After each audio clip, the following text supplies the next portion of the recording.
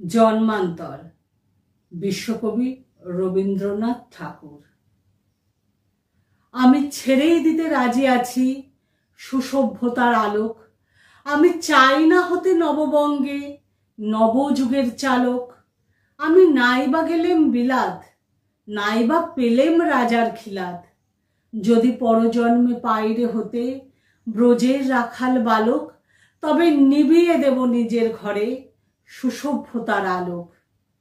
যারা নিত্য কেবল ধেনু চড়ায় বংশী বটের তলে, যারা গুঞ্জা ফুলের মালা গেঁথে পরে পরায় গলে, যারা বৃন্দাবনের বনে সদাই শ্যামের বাঁশি শোনে, যারা যমুনাতে ঝাঁপিয়ে পড়ে শীতল কালো জলে, যারা নিত্য কেবল ধেনু চড়ায় বংশী বটের তলে।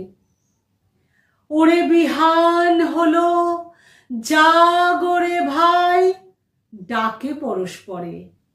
ওরে ওই যে দধি মন্থধ্বনি উঠল ঘরে ঘরে।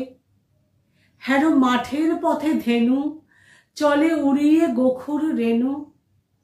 হ্যারো আঙিনাতে ব্রজের বধূ দুগ্ধ দহন করে। ওরে বিহান হলো জাগরে ভাই, ডাকে পরস্পরে। ওরে সাঙন মেঘের ছায়া পড়ে কালো তমাল মূলে।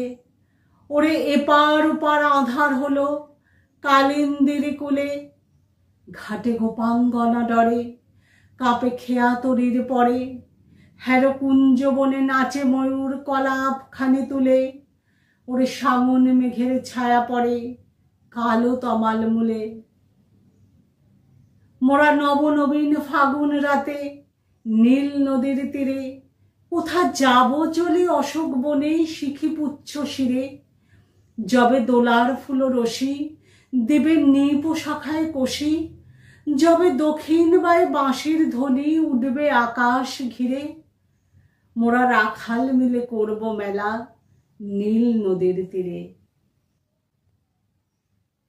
আমি হব না ভাই নববঙ্গে নবযুগের চালক। আমি জ্বালাবো না আধার দেশে সুসভ্যতার আলোক। যদি ননি ছানার গায়ে কোথাও অশোক নিপের ছায়ে, আমি কোনো জন্মে পারি হতে ব্রজের গোপবালক। তবে চাই না হতে নববঙ্গে নবযুগের চালক।